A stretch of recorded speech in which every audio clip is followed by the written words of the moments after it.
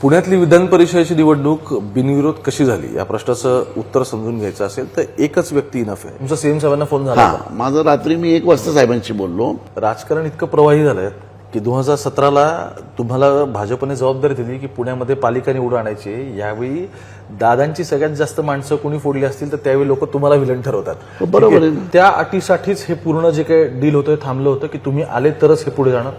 हो, त्यांच्या अटी ज्येष्ठांच्या अटी होत्या. ओके, म्हणजे सुनेत्रा पवारांच्या नव्हत्या. नाही, वहिनीच्या पण होत्या.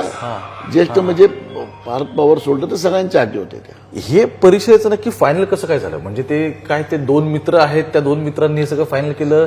अपार्ट फ्रॉम दॅट पक्षामध्ये मिटिंग झाल्या, पक्ष संघटनेत मिटिंग झाल्या. असं मी ताईंना म्हणलं, ताई आता माझा मुलगा आहे, तुम्ही मला मदत करा, सहकार्य करा. आणि जर का 50-100 मतांचा डिफरन्स असता तर म्हटलं लढणं योग्य आहे. साहेबांशी फोनवर बोललो, साहेबांशी पण फोनवर सांगितलं मी. साहेब म्हणजे ठीक आहे, तुझा मुलगा आहे संजय, आम्ही सहकार्य करू. म्हणजे की ठीक आहे. आणि त्यांनी तसे खाली आदेश दिले, त्यांनी आपल्याला सहकार्यच केलं. पुण्यातली विधान परिषदेची निवडणूक बिनविरोध कशी झाली या प्रश्नाचं उत्तर समजून घ्यायचं असेल तर एकच व्यक्ती इनफ आहे. त्याचं कारण असं आहे की तीच व्यक्ती ज्या व्यक्तीने या पक्षातल्या पार्थ पवारांपासून ते सुनेत्रा पवारांपर्यंत बैठका केल्या, त्या बैठकांना ती उपस्थित होती. हीच व्यक्ती आहे जी व्यक्ती मुंबईत जाऊन परत एकदा महाराष्ट्राच्या मुख्यमंत्र्यांनाही भेटली, तिथून शरद पवारांपर्यंत बैठका झाल्या. आणि त्यानंतर या सगळ्यातली आतली एक एक लिंक जोडत गेल्यानंतर कळतं की विक्रम काकडे यांची निवडणूक बिनविरोध होण्यामागे नक्की कोण आहे आणि कसं झालंय हे समजून घ्यायचं असेल तर माझ्यासोबत आहेत संजय काकडे. स्वागत तुमचं मुंबई तकमध्ये. ही बिनविरोध कशी झाली वगैरे या गोष्टी आपण एक बोलू, पण मला सुरुवात इथपासून करायची आहे की तुमचा पक्षप्रवेश कसा झाला. कारण या सगळ्यामधला मला असं वाटतं की काही गोष्टी एस्टिमेट करता येतील अशा होत्या, प्रेडिक्टिव्ह होत्या, पण तुमचा पक्षप्रवेश कोणालाच अपेक्षित नव्हता. हे काय झालं की एका घरामध्ये, कुठल्याही घरामध्ये तिकीट देताना पक्ष विचार करतो की बाबा त्या व्यक्तीचा किती उपयोग होऊ शकतो आपल्याला. म्हणजे आता नवीन दुसऱ्या पक्षांना आपल्या पक्षात घ्यायचा व्यक्तीला, की आता जसं माझ्याच घरचं एक्झाम्पल घ्या किंवा नारायण राणे साहेबांच्या घरचं एक्झाम्पल घ्या किंवा मुंडे साहेबांचं, किंवा जे कुठले पक्षांना इकडनं तिकडे आले, तिकडनं इकडे गेलेत, त्या पक्षामध्ये छगन भुजबळांचं उदाहरण घ्या, आपल्याकडे आहेत. असं होतं की एका माणसाला, म्हणजे माझ्या मुलाला नुसतं मी पाठवायचं झालं तर पक्ष विचार करणार की अरे मुलगा राष्ट्रवादी काँग्रेसमध्ये आणि वडील त्याचे भाजपमध्ये. हा कन्सेप्ट काही ज्येष्ठांना पटला नव्हता. काही जे राष्ट्रवादीमध्ये ज्येष्ठ नेते आहेत त्यांना पार्थ दादांची आणि विक्रम माझ्या मुलाची मैत्रीपेक्षा त्यांनी दूरगामी विचार केला की बाबा मैत्री आहे, ठीक आहे, माननीय अजितदादांनी शब्द दिलता इथपर्यंत पण ठीक आहे, आणि वहिनी म्हणतायत ते पण ठीक आहे, परंतु आपल्या पक्षामध्ये असं कसं होईल की एकाला घ्यायचं आणि त्याच्या वडिलांना भाजपमध्ये ठेवायचं. हा कन्सेप्ट मी मागे एका चॅनलला पण बोलून टाकलो की बाबा तसं असू शकत नाही. मग मी असं करणार होतं की त्यांना राष्ट्रवादी देऊन मी माझं राजकीय थांबवणार होतो संपूर्ण. परंतु मग काही ज्येष्ठांचं ओरडे पडले की बाबा जोपर्यंत तुम्ही येत नाही पक्षात तोपर्यंत आम्ही विक्रमला कसं सीट देणार. ते प्रॅक्टिकल गोष्ट होती तशी.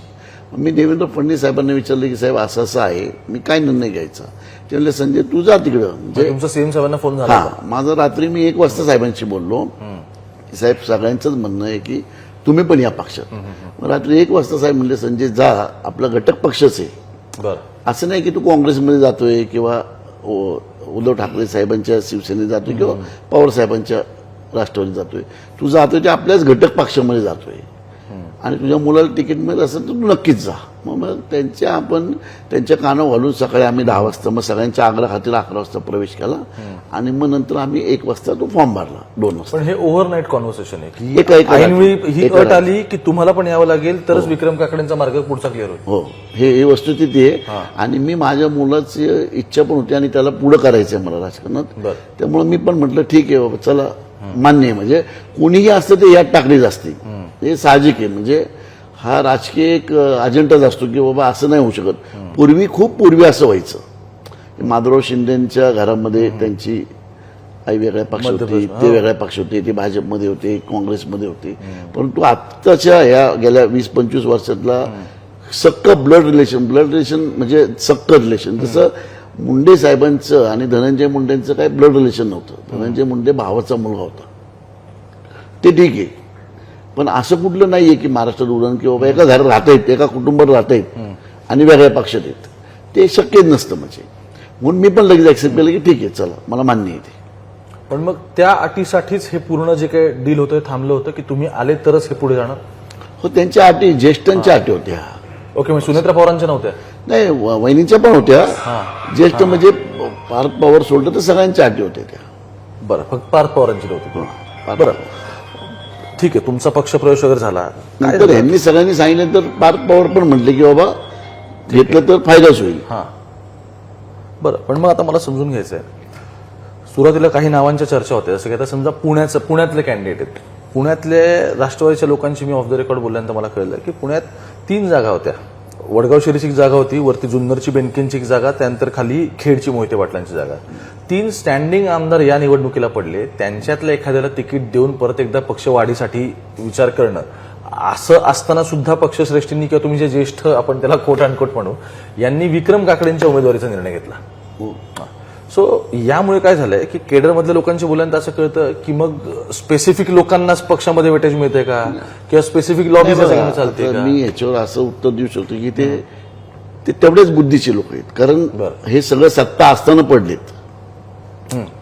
सत्ता असताना पण जे तुम्ही सांगितलं ते चूक, ते सगळे सत्ता असताना 5 वर्ष सत्ता भोगून जर त्यांचा प्रभाग सांभाळता नसेल त्यांना, त्यांचा मतदारसंघ त्यांना सांभाळता येत नसेल, आणि संजय काकडे काय आहे त्यांना माहिती असून जर ते असं बोलत असतील तर मला आश्चर्य वाटतं की मी पक्षाचे किती फायदे आहे, ज्येष्ठींनी का मला आत टाकली, किंवा महाराष्ट्रामध्ये माझ्या एवढं नेटवर्क त्यांचं आहे का? एक्झाम्पल, कुठलाही उमेदवार त्यांनी ते स्वतःची बघितलं की तो कोण आहे, काय आहे, त्याची स्वतःची ताकद किती आहे, संजय काकडेंची ताकद किती, ही जर तुलना केली ताकदीची तर मला सांगायची आवश्यकता नाही की पक्षाला कोण फायद्याचं आहे. आणि आता पक्षाला फायद्याचं महत्व आहे की बाबा पक्षवाढीला जो उपयोग जास्तीत जास्त होईल तो महत्वाचा आहे. आता गंमत काय बघा, ज्या पुण्यात आपण आता बसलो ना, तिथे पक्ष वाढीसाठीचा विषय काय की तुमचा, म्हणजे तिथे अपोजिशन नाही पुण्यात कोणी. पुण्यात सगळ्यात वाढलेला पक्ष तर भाजप आहे. आज तुम्ही भाजप सोडून जे राष्ट्रवादी येत आहेत त्यावेळी तुमच्या पक्षाच्या वाढीसाठी तुमचा शत्रू ऑटोमॅटिकली बीजेपी होऊन जातो. मी नुसता भारतीय जनता पक्षात होतो बरोबर, पण मी नुसता पुण्यापुरता नाहीये. माझं नेटवर्क म्हणजे जर का 4 नेते राष्ट्रवादीतले म्हणतात की संजय काकडे आला पाहिजे, बरं, त्याच्यामागे काहीतरी कारण असू शकतं. आणि जे मला कॉन्फिडन्स आहे की मी म्हणजे भारतीय जनता पक्षात मी राहिलो तेव्हा भारतीय जनता पक्ष पुण्यामध्ये वाढवला, कारण पुण्यापुरतं मला काम दिलं होतं त्यांनी. आता मला जे पार्थदादा असतील, सुनेत्राताई वहिनी असतील, ही जी जबाबदारी देतील ते मला खात्री आहे की बाबा अशी नाही पुण्यापुरतं ठेवणार नाहीत ते मला. आणि मी संपूर्ण महाराष्ट्रात पक्ष वाढीसाठी खूप काम करू शकतो हे त्यांना खात्री आहे. त्यांना माझ्याबद्दलचं पूर्ण नॉलेज आहे. बरं, त्यामुळे जर का चारही पक्षश्रेष्ठी जेव्हा म्हणतात, निर्णय टाकतात किंवा संजय काकडे नाही घ्या, तर त्यांना इच्छुकांनाही माहिती पाहिजे होतं किंवा संजय काकडे आला तर त्यांनाही फायदा आहे भविष्यात. काय आलंय, राजकारण इतकं प्रवाही झालंय की 2017ला तुम्हाला भाजपने जबाबदारी दिली की पुण्यामध्ये पालिका निवडून आणायची. यावेळी दादांची सगळ्यात जास्त माणसं कोणी फोडली असतील तर त्यावेळी लोक तुम्हाला विलन ठरवतात. बरोबर आहे. त्यानंतर आता आज जेव्हा विक्रम काकडेंच्या उमेदवारीचा विषय येतो त्यावेळी तुम्ही ओव्हरनाईट निर्णय होतो, तुम्ही सीएम सरांच्या परवानगीने थेट इकडे येता. राजकारणात कॉन्ट्राडिक्शन चालतं, पण एक व्यावसायिक व्यक्ती जी स्वतःची इमेज बिल्डिंग करते ती राजकारणात येते, त्या गोष्टीला मग परत क्रेडिबिलिटी क्रायसिस सांगतो की मी राजकारणात आता नाही आलेलो. मी राजकारणात 2012ला आलो, म्हणजे आज 14 वर्ष झाली. बरोबर, असं नाही की मी काल राजकारणात बिझनेसमॅन कालपर्यंत आणि आज राजकारणात आलो. मी 2012ला सुद्धा माझ्याकडे 52 आमदार घेऊन मी महाराष्ट्रातले 52 आमदारांची मूठ बांधून फॉर्म भरला होता. अपक्ष कुठल्याही पक्षाचा मी सदस्य नव्हतो. जेव्हा राज्यसभेची 2012ला 52 आमदार माझ्याकडे होते आणि मी फॉर्म जो भरला होता तो जनार्दन त्रिपाठी म्हणून होते आणि वंदना चव्हाण दोघांनी राष्ट्रवादी काँग्रेसचे फॉर्म भरले होते. आणि राष्ट्रवादी काँग्रेसकडं टोटल एक पूर्ण निवडून येणार होता आणि एकाला फक्त 26 आमदार शिल्लक होते आणि माझ्याकडे 52 आमदार होते. म्हणजे मी आज कालपर्यंत बिझनेस केला, आज लगेच राजकारण आलो, असं हे जे भूलभुलैया चालू आहे काही लोकांना मीडियाच्या हाताशी धरून आमच्या इच्छुकांची, ती पूर्णपणे चुकीची आणि बालिश बुद्धीची आहे. मी जर का 2012ला 52 आमदार जमा करू शकतो कुठल्याही पक्षाचा सदस्य नसताना, कुठल्याही पक्षाचे आमदार नाही, छोटे पक्ष आणि अपक्ष ही मूठ बांधून 52च्या 52 ठेवून मी फॉर्म भरून नंतर आदरणीय पवार साहेब म्हणले, बाबा संजय आपल्याला बंगालमध्ये अपक्ष संपूर्ण निवडणूक जी झाली ती बिनविरोध झाल्या. 7 राज्य 8 राज्यांमध्ये बिनविरोध राज्यसभा झाल्या. आपल्या महाराष्ट्र पण झाली पाहिजे. बरं. म्हणून मी 52 आमदार तसेच्या तसे असताना पवार साहेबांच्या विनंतीला मान देऊन मी विड्रॉ केलं तो फॉर्म. आणि त्याच्यानंतर 2014ला त्यावेळी तुम्ही पवार साहेबांच्या शब्दाला हेल्प करून म्हणजे त्यांची बिनविरोध माझ्यामुळे झाली निवडणूक. बरं. आणि 2 संसद त्यांच्या राज्यसभेचे सदस्य गेले. हां. त्यावेळेस मी विड्रॉ केलं. हे सगळं जग जाहीर आहे. म्हणजे तुम्ही युट्यूबला पण चेक केलं तर तुम्हाला दिसेल की माझ्याकडे 52 आमदार होते आणि त्यांच्याकडे 26 होते. त्यामुळं त्यावेळेस मी त्यांना सांगितलं की ठीक आहे मी विड्रॉ केलं. त्याच्यानंतर मी 14ला 12 ते 14 सक्रिय राजकारण राहून 52च्या 52 आमदार तसेच मी रिलेशन ठेवून मी परत 14ला बिनविरोध म्हणजे बिनविरोध भारतात मी एकमेव आहे कुठल्याही पक्षात सदस्य नसताना बिनविरोध निवडून आलो. त्याच्यानंतर मी भारतीय जनता पक्षाला 26 सदस्य आलो आणि मी तेव्हापासून राजकारणात आहे. हे जे सांगतात काही उद्योजक किंवा नुसतं उद्योजकाने आज आला असं काही नाहीये. त्यानंतर 2 वर्षानंतर मला 2017ला देवेंद्र फडणवीस साहेबांनी सांगितलं की संजय तू भारतीय जनता पक्ष 26 सदस्य आहे. ह्या नात्याने तुझं कर्तव्य की पुण्याच्या महानगरपालिकेचा रिझल्ट तू आम्हाला दे. तू लक्ष घाल. मग आपल्याला एखाद्या नेत्याने सांगितलं लक्ष घालतं आपलं घालणं कर्तव्य असतं. त्या पक्षात सदस्य असतो. त्या पक्षाची निष्ठा म्हणून आपल्याला काम करावंच लागतं. आणि मग आपण महानगरपालिका सुद्धा ऑब्व्हियसली करणार आहात. 100% करणार. राष्ट्रवादीसाठी सुद्धा जी जबाबदारी मला माननीय उपमुख्यमंत्री आमचे राष्ट्रीय अध्यक्ष वहिनी जे काही जबाबदारी देतील किंवा पारदादा जी जबाबदारी देतील ते मी तेवढ्याच प्रामाणिकपणे पार पाडणार. मला हे बघा विक्रम काकडेंना विधान परिषदेत मिळणार ह्या बातम्या सुरुवातीपासून होत्या. अगदी झिशान सिद्दीकींचा असेल किंवा त्यानंतर इद्रिस नायकोडींबद्दल काही बातम्या बाहेर वगैरे आल्या होत्या. सगळं ठीक आहे. मुद्दा असा आहे की हे परिषदेचं नक्की फायनल कसं काय झालं. म्हणजे ते काय ते 2 मित्र आहेत त्या 2 मित्रांनी हे सगळं फायनल केलं. अपार्ट फ्रॉम दॅट पक्षामध्ये मिटिंग झाल्या पक्ष संघटनेत मिटिंग झाल्या. तशा दरवेळेस सगळ्या पक्षात संघटनेमध्ये मिटिंग होतं. सदस्य असतात. सदस्यांमध्ये 4-5 नावं असतात. त्या नावांमध्ये चर्चा होती. त्या नावांमध्ये मग कोण बेनिफिटी आहेत कोणी म्हणजे पूर्वीपासून आपण म्हणतो ना की बाबा आम्ही पूर्वीपासून आहोत जुने आहोत आम्ही निष्ठावंत आहोत. मग वजाबाकी बेरीज केली जाते की कोणाचा किती फायदा होईल कोणाचा किती फायदा होईल. ह्याच्या आधी पक्षाची पदं किती भोगलीत आणि किती पक्ष वाढवला. नवीन येणारा माणूस किती पक्ष वाढवू शकतो. आता बघा नारायण राणेंना आम्ही भारतीय जनता पक्षामध्ये घेतो तेव्हा पण कोकणामध्ये आमच्या भारतीय जनता पक्षांनी बराचसा प्रॉब्लेम आणलाच होता. परंतु नारायण राणे साहेबांनी भारतीय जनता पक्ष कोकणामध्ये वाढवला. तसं उदय म्हणजे बरेचसे लोक त्या पक्षात जेव्हा जातात इकडे जातात तिकडे जातात स्थानिक लेवलला तेवढं होतं तेवढं झालं आणि परत ते सुरळीत झाले. आता 2 दिवस तुम्ही मुंबईत होता आणि याच्यासाठी की तुम्ही शरद पवारांना भेटला तुम्ही देवेंद्र फडणवीसांना भेटला तुमच्या आणखी कदाचित काही भेटीगाठी झाल्या असतील. पण या 2 नेत्यांबद्दल तुमचं नक्की काय बोलणं आलं भेटीगाठींमध्ये. निवडणूक अनौपच करायची हा विषय होता. भेटीगाठी असे काय प्रॉमिसेस किंवा असे काय डील्स शेअर झाले. भेटीगाठी म्हणजे काय की मी जेव्हा 2014ला उभा होतो तेव्हा मी बिनविरोध निवडणूक केली. आता मी म्हणलं आपला मुलगा उभा आहे आणि आपल्या मुलाला आपण 300 किलोमीटर पेरी हे अंतर आहे. आपण इतकं पळवण्यापेक्षा आपण जसं आता मार्केटमध्ये डिझेल आणि पेट्रोलची खूप टंचाई आहे. मोदी साहेबांनी की बाबा योग्य वेळेला किंवा जेव्हा गरज असेल तेव्हाच तुम्ही तुमचा प्रवास करा. अशा टायमिंगमध्ये अशा टायमिंगमध्ये आपण जर का निवडणुका करायच्या तर हे योग्य नाही. आदरणीय मुख्यमंत्री साहेब देवेंद्र फडणवीस हे आमचे घटक पक्षाचे त्यांनी मला विनंती करण्याची गरज नाही पडली. कारण साहेब काय म्हणले अरे माझी नैतिकता आहे संजय आणि तू माझा मित्र आहे.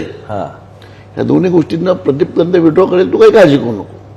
मग राहिले बाकीचे एकनाथ शिंदेचे लोक त्यांना आम्ही भेटून सांगितले की बाबा तुम्ही तुमचा विड्रॉ करायला सांगा नैतिकता आहे. मग राहिला पक्ष फायनल स्टेजला आमचा की राष्ट्रवादी काँग्रेस पवार साहेबांच्या पक्षाचा उमेदवार उभा होता. बरोबर. मी त्यांना म्हणजे ताईंना विनंती केली की ताई काय होतं की आत्ता आमचे आहेत 700ची तुमचे आहेत 80-90ची आणि मग एवढं आपण करायचं. मी बाबांना म्हणजे साहेबांना पक्षासाठी 2012ला मी विड्रॉ केलं होतं. आता माझा मुलगा आहे आणि परंपरा असते की एखाद्या माणसाचा मुलगा जेव्हा येतो जसं ताई स्वतः आल्या होत्या राजकारणात तेव्हा बाळासाहेब ठाकरेंपासून सगळ्यांनी बिनविरोध केली. बरोबर ताई. तसं मी जेव्हा 12ला उभा म्हणजे 12ला अपक्ष फॉर्म भरला तेव्हा माझ्याकडे मेजॉरिटी असताना मी म्हटलं नाही, साहेबांनी विनंती केली सोडलं. तसं मी ताईंना म्हटलं, ताई आता माझा मुलगा आहे, तुम्ही मला मदत करा, सहकार्य करा. मग आणि सुप्रिया जर का सुळे 50-100 मतांचा डिफरन्स असता तर म्हटलं लढणं योग्य आहे. तर मग त्यांनी म्हटलं ठीक आहे संजय, आम्हालाही आता जे काही पेट्रोलचे जे काही धावपळ होती, कार्यकर्त्याचे पळापळी होतात, सरकारी यंत्रणा सगळी कामाला लागती, ह्या सगळ्या गोष्टींचा विचार करून त्यांनीही आपल्याला सहकार्य करून ती भूमिका घेतली, विड्रॉ केला. पण हा शब्द तुम्हाला पवार साहेबांनी दिला की ठीक आहे आमचा कॅन्डिडेट विड्रॉ करतो. नाही, मला ताईंनी शब्द दिला, ओके, सुप्रिया सुळे ताईंनी शब्द दिला. शब्द दिला. आणि मग पवार साहेबांनी तुमच्या भेटींमध्ये पवार साहेबांची माझी भेट नाही झाली. मी सुप्रियाताईंनाच फक्त फोन ओके, केला बरोबर. आणि सुप्रियाताईंना सांगितलं की बाबा तुम्ही लक्ष घातलं तर बरं होईल. साहेबांशी फोनवर बोललो, साहेबांशी पण फोनवर सांगितलं मी. साहेब म्हणजे ठीक आहे, तुझा मुलगा आहे संजय, आम्ही सहकार्य करू, म्हणजे की ठीक आहे. आणि त्यांनी तसे खाली आदेश दिले, त्यांनी आपल्याला सहकार्यच केलं, पवार साहेबांनी असेल, सुप्रियाताईंनी असेल. आणि ही निवडणूक बिनविरोध झाली याचा मला आनंद आहे, कारण माझी निवडणूक बिनविरोध झाली होती. मी माझ्या मुलाची बिनविरोध नसतो करू शकलो तर ते मलाही खंत राहिला असतं की 15 दिवस त्याला पळवा आणि मग ते सगळं त्रास वाचवण्यासाठी काल मी सहज पत्रकार परिषदेत विक्रम काकडेंना असा प्रश्न विचारला की म्हटलं तुमचं म्हणजे हा तुम्हालाही मला याच्यासाठी विचारायचा आहे. मी म्हटलं की काकडेंचं विशेष अभिनंदन याच्यासाठी केलं पाहिजे की त्यांनी काय फक्त पक्षांतर्गत वादळं शमवली नाहीत, तर त्यांनी विरोधकांनाही त्या अर्थाने थंड केलं. तर मग आता प्रश्न असा आहे की अशी नक्की विरोधकांना काकडेंनी कोणती साखर खायला घातलेली आहे की ते फॉर्म मागे घेत आहेत आणि ते गोडे बोलतायत. तुम्हाला सांगतो मी, विरोधकांना आम्ही कुठली साखर वगैरे हा काही विषय कारण ते नाही. गोडे बोलतात असं वाटतं. ऐका ना, 2012ला तुम्ही कुठल्याही गुगलवर चेक करा, युट्यूबला चेक करा, 2012ला मी आदरणीय पवार साहेबांच्या शब्दाला मान देऊन 52 आमदार असताना पण मी विड्रॉ केलं. ते त्यांनी लक्षात ठेवलं. हा, ते त्यांना माहिती आहे, सुप्रियाताईंना माहिती आहे, त्यांच्या पक्षातल्या सगळ्या नेत्यांना माहिती आहे. त्यामुळे त्यांनी ते मी त्यांना आठवण करून दिली. ते म्हणजे ठीक आहे संजय, आम्ही तुम्हाला मदत करू. सो डील बेसिकली हे होतं या सगळ्यामध्ये की विक्रम काकडे लढणार आहेत हे क्लिअर आहे. महत्वाचं तुम्ही त्यांना 2012ला मदत केली, तोच पॅटर्न आतापर्यंत रिपीट झाला. आता मुद्दा इथे येतो की पक्षांतर्गत काही लोक आहेत ज्यांचं या सगळ्यामध्ये म्हणजे आता जसं की लांडे म्हणाले की बाबा आर्थिक निकष पूर्ण नाही करू शकलो, किंवा आणखी तुम्ही मधल्या असं 1-2 माणसांना भेटायला गेला, असं काही नाही, असं काही नाही 1-2 भेटायला नाराज तर असणार, 100% लोक नाराज असतात. तुम्ही पण गेलाच की आता 1-2 मधल्या काळात भेटायला. तर मग आता फायनली सगळ्या गोष्टी लाईनअप झाल्या. आता म्हणजे 99% सगळ्या गोष्टी त्यांनाही कळालं की बाबा हे पक्षाने कुठल्या संजय काकडेंचा भविष्यात फायदा होऊ शकतो, ह्या दृष्टिकोनानं तो निर्णय झाला त्यावेळेस. आणि मग आता सगळे बऱ्यापैकी सगळे म्हणजे 99% लोक खुश आहेत. पण आता एक शेवटाकडे चाललं म्हणून 2017ला ज्यावेळी संजय काकडेंना आदेश म्हणण्यापेक्षा ज्यावेळी निरोप आला मुंबईमधून की तुम्हाला ही जबाबदारी आणि ही पार पाडायची आहे, ती जबाबदारी पार पाडण्यासाठी त्यावेळी तुम्ही राष्ट्रवादीच्या पक्षाचा विचार नाही केला. भविष्यामध्ये ज्यावेळी तुम्हाला राष्ट्रवादीकडून अशी काही जबाबदारी येईल आणि जर मित्रपक्षाविरोधात काही काम करायचं असेल तर? पहिली गोष्ट, आमचा मित्रपक्षाच्या विरोधात काम करायची वेळ येणार नाही, कारण मित्रपक्ष आत्ताही आम्ही आजही घटक पक्ष म्हणून सरकारमध्ये आहोत. भविष्यात पण आम्ही युती करून सगळ्या निवडणुका लढू, म्हणजे अशी वेळ येणार नाही. आलीच तर मी माझ्या पक्षाची एकनिष्ठ राहील. तुम्ही तुमच्या पक्षाची कमांड जी असेल ती लाईन पुढे, ती जी जी तुम्ही भूमिका भाजपमध्ये असताना केली तीच तुम्ही राष्ट्रवादीत असताना. पक्षश्रेष्ठी जी भूमिका देतील मला ती मी नक्कीच प्रामाणिकपणे पार पाडेल. त्यात कुठलंही हायगे राहणार नाही माझ्याकडून. खूप खूप धन्यवाद. मला त्यांच्याशी यायचे मी 2 दिवस फोन करत त्यांना, ते मुंबईमध्ये होते. मला बोलायचा मुद्दा याच्या संदर्भात होतं की ज्यावेळी मी काही प्रश्न विक्रम काकडेंना विचारले तेव्हा ते म्हटले की नाही तिथं वरच्या लेवलला सेट झाले, तिथे सीएम साहेब बोलले, तिथे पवार साहेब बोललेत वगैरे. तर मी म्हटलं मग आज वरच्या लेवलला येऊ आणि जरा बोलू की एक्झॅक्टली कशा पद्धतीने सगळ्या ऍडजस्टमेंट झाल्या आहेत. शेवटी राजकारण म्हटलं तर निगोसिएशन्स असतात, गिव्ह अँड टेक असतं आणि याच सगळ्या अनुषंगाने आता ही निवडणूक पुढे सरकते. विक्रम काकडेंना उमेदवारी मिळते. अर्थात येणाऱ्या काळात जसे ते राजकारणात आलेत तसं त्यांच्या कामाचं समीक्षणही होईल, त्याच्यावरती टीकाही होतील आणि ती टीका म्हणजे तुम्ही पब्लिक लाईफमध्ये असताना ती तुम्ही ऍक्सेप्टही करायला लागेल, त्याच्यावरती कामही भविष्यात करायला लागतील. ते जेव्हा राज्यसभेवरती होते तेव्हा त्यांच्यावरती झालीच, अजूनही होत असते तुमच्यावर टीका. चाललं टीका होतं. एकदा असं आपण राजकारणात आलो किंवा समाजकारण आलो की टीका होतातच. It's a part of process. त्यामुळे विक्रम काकडेंना येणाऱ्या काळात प्रश्न लोक विचारतील. त्यांच्या पक्षातले आता त्यांच्याकडे आणखी कोणती जबाबदारी ती पण बघणं महत्वाचं आहे. तुम्ही मुंबईत बघत राहा. कॅमेरा पर्सन गोपाळ सोबत मी ओंकार पुण्यावर.